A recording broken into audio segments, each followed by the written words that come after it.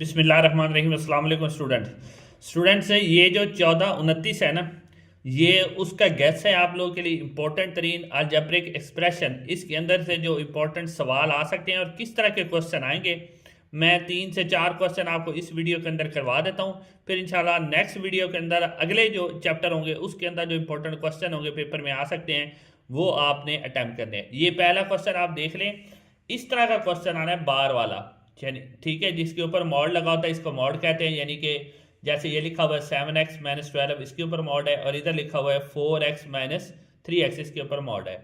तो इस तरह का क्वेश्चन जब आएगा तो आपने सॉल्व इस तरह करना है, नीचे जैसे मैंने सॉल्व किया हुआ है ताकि टाइम आपका बच जाए।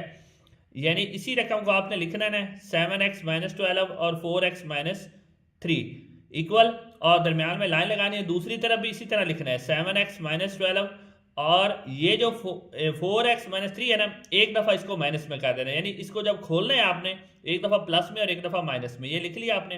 पहले आपने राइट साइड को हल करना है।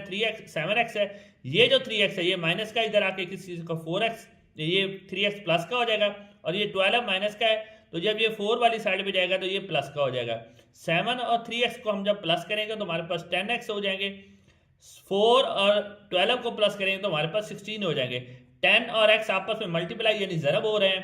तो जब अलजबरे का असूल होता है कि जब भी कोई रकम एक तरफ ज़रब या मल्टीप्लाई हो रही होती है, दूसरी तरफ जाके डिवाइड या तकसीम होती है।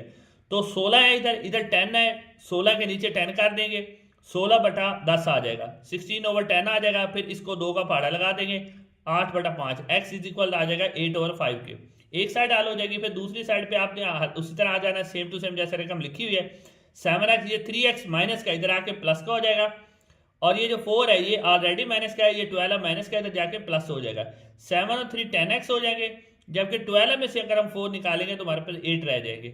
अब ये 10x मल्टीप्लाई हो रहा है, इधर जाके डिवाइड होगा, नीचे आ जाएगा, तो 2 का टेबल लगा देंगे 4 और 5, तो x इज इक्वल आ जाएगा 4/5 के। तो सोल्यूशन सेट में आपने लिख देना है कि जो ये रकम है x/8/5 और 4/5। ये पहला क्वेश्चन है स्टूडेंट्स। अब इसी तरह आप देखें तो फिर एक अलजेब्रिक एक्सप्रेशन में से इस तरह का क्वेश्चन भी आ सकता है, जैसे कि आपको ये स्क्रीन पे नजर आ रहा है, जिसमें इस तरह की कोई आ जाएगी टर्म, जैसे ये लिखा हुआ है x-3/2 3x + 4/4। तो इसको भी आपने सॉल्व करना होता है। तो ये इस तरह का क्वेश्चन भी आ सकता है, रकम चाहे चेंज हो जाए, यानी टर्म तब्दील हो सकती है, बाकी सवाल इसी तरह का होगा, उसको हल आपने इसी तरीके से करना है, कोई भी टर्म वो दे दे। इसमें सबसे पहले आपने ये जो इसको क्रॉस मल्टीप्लिकेशन करवा देना है, यानी इसको इसके साथ ज़रब करवा देना, इसको इसके साथ। ये नीचे 2 है तो ये मल्टीप्लाई होगा 3x + 4 से, नीचे 2 है तो ये मल्टीप्लाई होगा 3x और 4 से, और 4 मल्टीप्लाई होगा 4x - 3 से। ये आ गया जी आपका 4 और x - 3। 4 को x से मल्टीप्लाई करेंगे 4x आ जाएगा, 4 को 3 से करेंगे 12 आ जाएगा, 2 को 3 से करेंगे 6 आ जाएगा, 2 को 4 के करेंगे 8 आ जाएगा। अब x वाली टर्म एक साइड पे कर लेनी है, और जो बगैर x के वो एक साइड पे कर लेनी है। इधर आपके पास 4x है, ये 6x आपके पास प्लस का है, जब इस साइड पे आएगा तो माइनस का हो जाएगा। ये 12 माइनस का है, जब दूसरी साइड पे जाएगा तो किसी से हो जाएगा प्लस का। तो 6 में से आप 4x निकाल देंगे तो आपके पास माइनस का 2x बचेगा। 12 और 8 को प्लस करेंगे आपके पास 20 हो जाएगा। अब ये 2 और x आपस में मल्टीप्लाई हो रहे हैं, दूसरी साइड पे जाके डिवाइड हो जाएंगे, तो ये 20 के नीचे आके डिवाइड हो जाएगा। तो जब हम 2 को 10 का टेबल पढ़ेंगे तो 2 10 are 20, तो x इक्वल आ जाएगा आपका -10 के। इस तरह का क्वेश्चन भी आ सकता है। फिर ये एक तीसरी टाइप का क्वेश्चन है, वो भी जरा आप देख लें। इस तरह का क्वेश्चन भी आ सकता है जो मैं भी आपको दिखाना चाह रहा हूँ। ये नीचे देख लें, थर्ड टाइप का क्वेश्चन है कि x² है प्लस 4x है -12 है, क्वाड्रेटिक इक्वेशन होती है, इसको वो कहता है सॉल्व करें क्वाड्रेटिक इक्वेशन को। क्वाड्रेटिक इक्वेशन को आप वैसे तो फैक्टराइजेशन के लिए सॉल्व कर सकते हैं, क्वाड्रेटिक फार्मूला का इस्तेमाल भी कर सकते हैं, और कैलकुलेटिंग द स्क्वायर यानी मुरब्बा मुकम्मल करके और उसके बाद तज्जी करके या 2 तज्जी फार्मूले का इस्तेमाल करके भी सॉल्व कर सकते हैं। लेकिन ज़्यादातर जो है उन्होंने सवाल दिया है फैक्टराइजेशन यानी तज्जी के जरिए हल करना। तो ये फैक्टराइजेशन वाला क्वेश्चन है, x² + 4x - 12।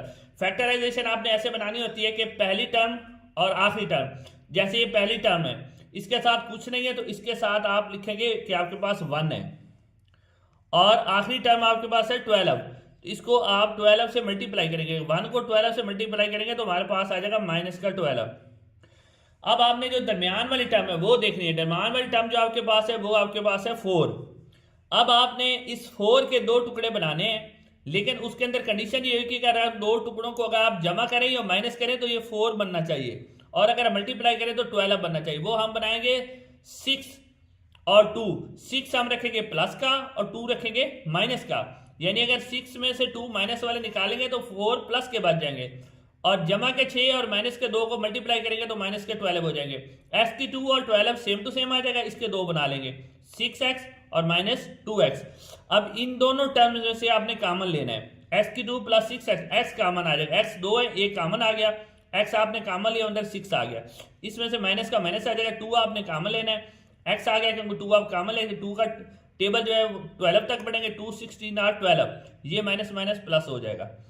अब आप देखें ये जो आपके पास x और माइनस 2 है ये बाहर वाला आ गया, x प्लस 6 और x प्लस 6 ये सेम टर्म है, इनमें से एक लिख लेनी, ये लिख लिया आपने।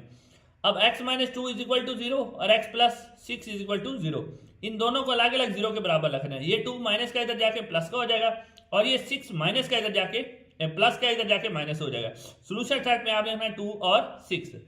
इस तरह का क्वेश्चन आ सकता है। उसके बाद एक और क्वेश्चन आता है जो इसी वीडियो का पार्ट है, वो भी आप देख लें कि कोई इस तरह का क्वेश्चन भी आ सकता है। ये देखें, वो कहेगा कि इसको सॉल्व करें, जैसे ये दिया हुआ 2x plus 3 is equal to 3, 6x plus 4 is equal to 5, कहता है इसको भी सॉल्व करें। तो इस तरह का क्वेश्चन भी आ सकता है। ये 4 क्वेश्चन अगर आप रेडी कर लेते हैं तो इसी तरीके से ही सवाल आने हैं। अब इसको आपने कैसे सॉल्व करना है, पहली इक्वेशन को नंबर 1 का नाम देना है, दूसरी इक्वेशन को नंबर 2 का नाम दे देना है। अब हमने क्या करना है, हमने ये करना है कि जो पहली इक्वेशन है, जो दूसरी इक्वेशन की पहली टर्म है ना x वाली 6, उसको मल्टीप्लाई कर देना है इस पूरी रकम के साथ, और जो पहली इक्वेशन की टर्म है 2 उसको मल्टीप्लाई कर देना है इसके साथ, यानी इसकी पहली टर्म 6 को इस पूरी रकम से मल्टीप्लाई करना है और इसकी पहली टर्म को इसके साथ मल्टीप्लाई करना है। पहले आप देखें ये 2x मैंने लिखा, उसके साथ मैंने 6 को मल्टीप्लाई किया, ये देखें जी 6 2 आर 12, 6 3 आर 18, और इसको 3 से भी मल्टीप्लाई कर दे, हमारे पास कितना गया 18 18। अब ये पहली, ये दूसरी, और ये हमारे पास तीसरी इक्वेशन आ जाएगी। अब जब चौथी इक्वेशन बताएंगे तो हम इसके साथ मल्टीप्लाई करेंगे 6 को, ठीक है, यानी ये जो इक्वेशन है इसके साथ, इस इक्वेशन के साथ 2 को मल्टीप्लाई करेंगे। ये हमने लिख ली 6x प्लस 4y प्लस 5, इसको 2 से मल्टीप्लाई, ये पहली टर्म से करना है, 2 6 आर 12, 2 4 आर 8, 2 5 आर 10, ये हमारे पास इक्वेशन नंबर 3 होगी और ये इक्वेशन नंबर 4 हो गई। अब हमने इक्वेशन नंबर 3 और 4 को लिखना है। हमारे पास 3 ये है 12x plus 18y is equal to 18, ये मैंने लिख ली, ठीक हो गया। उसके बाद आपने इक्वेशन नंबर 4 को लिखना है 12x plus 8y is equal to 10, ये वाली आ गई। अब इसमें से हमने क्या करना है, हमने एक टर्म को कैंसिल करना है, चाहे वो x वाली करें या y वाली करें। तो अब हमारे पास ये दोनों टर्म्स आ गई हैं, तो हम जो नीचे वाली टर्म्स होगी, यानी जो हमारे पास इक्वेशन नंबर 3 है उसमें से 4 को माइनस करेंगे। जब आप माइनस करेंगे तो नीचे वाली जितनी भी टर्म्स होंगी इनके साइन तब्दील हो जाएंगे, ये 12 का साइन तब्दील होगा, ये कट हो जाएगा, 18 प्लस का हो जाएगा तो 8 माइनस का हो जाएगा, तो 18 में से 8 निकाल देंगे हमारे पास 10y आ जाएगा, और 18 में से 10 निकाल देंगे तो हमारे पास 8 आ जाएगा। अब हमारे पास रह गया 10y इज इक्वल टू 8, हमने y की वैल्यू ले लें, 10 इधर मल्टीप्लाई उधर जाके डिवाइड हो जाएगा, 8 ओवर 10 हो जाएगा। 8 ओवर 10 को हम 2 पे जो कट करेंगे तो हमारे पास हो जाएगा 4 ओवर 5, ये हमारे पास y की वैल्यू आ गई। उसके बाद हमने इसी में से x की वैल्यू फाइंड करनी है, वो आप किसी भी टर्म्स के अंदर से फाइंड कर सकते हैं, लेकिन मैं आपको बता देता हूँ कि आपने फाइंड कैसे करनी है, जरा देख लें आप। ये देखें जी, ये इक्वेशन नंबर जो 1 आपके पास, ये पहले वाली जो इक्वेशन है 2x प्लस 3y, वो मैंने लिख ली 2x plus 3y is equal to 3। इसके अंदर आपने y की वैल्यू, ये 2x का 2x, y की वैल्यू आपने अभी ली हुई है ये 4 ओवर 5, इसको यहाँ पर पुट कर देना है y की जगह पे, ठीक है। उसके बाद 2x आ जाएगा, ये 3 को 4 से 12 मल्टीप्लाई करें 12 ओवर 5 हो जाएगा इज इक्वल टू 3 आ जाएगा। अब ये 2x, ये जो 12 ओवर 5 है ये प्लस का है, दूसरी साइड पे जाके क्या आ जाएगा माइनस का, जिसके नीचे डिनोमिनेटर नहीं होता उसका आप 1 ले लेते हैं, ले लिया। एलसीएम आपने ले लिया 5 को 1 से डिवाइड करेंगे तो हमारे पास आंसर 5 आएगा, 5 को 3 से मल्टीप्लाई करेंगे तो 15 आ जाएगा, 5 को 5 से मल्टीप्लाई करेंगे 1 आंसर आएगा, 1 को 12 से करेंगे तो 12 आ जाएगा। अब 2x आ गया, 2x 15 में से 12 निकाल देंगे 3 ओवर 5 आ जाएगा, ठीक है। अब ये 2 डिवाइड हो रहा है, इधर जाके मल्टीप्लाई हो जाएगा, तो ये 2 और 5 आपस में मल्टीप्लाई होके x इज इक्वल आ जाएगा 3 ओवर 10 के। ये आ गया आपके पास x की वैल्यू, ठीक है। उसके बाद आपने इसकी करनी होती है पड़ताल, यानी जिसको हम कहते हैं चेक करना कि क्या हमारा आंसर ठीक आया या नहीं आया। उस में भी आप किसी भी रकम के अंदर पड़ताल कर सकते हैं, लेकिन मैं आपको मशवरा दूंगा कि आप पहले वाली इक्वेशन ही लिख लें।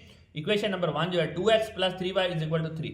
अब देखें 2 की 2 और x की वैल्यू आपने खुद ली हुई है, ये वाली x की वैल्यू है 3/10, ठीक है।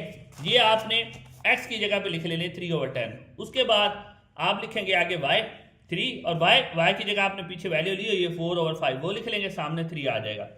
अब ये 2 को 3 का पढ़ेंगे तो 6 हो जाएगा, नीचे आ जाएगा 10। 3 का 4 से मल्टीप्लाई करेंगे 12 आ जाएगा, नीचे आ जाएगा 5। इसका एलसीएम हम लेंगे तो हमारे पास 10 है, ये 3 साथ साथ चलता आ जाएगा, नीचे हमारे पास 10 आ जाएगा। 10 को 10 से मल्टीप्लाई डिवाइड करेंगे तो 1 आंसर आएगा, 1 को 6 से मल्टीप्लाई करेंगे तो 6 आ जाएगा, प्लस का प्लस आ जाएगा। 5 का टेबल 2 10 पर डिवाइड करेंगे, 5 2 10 2 आ जाएगा।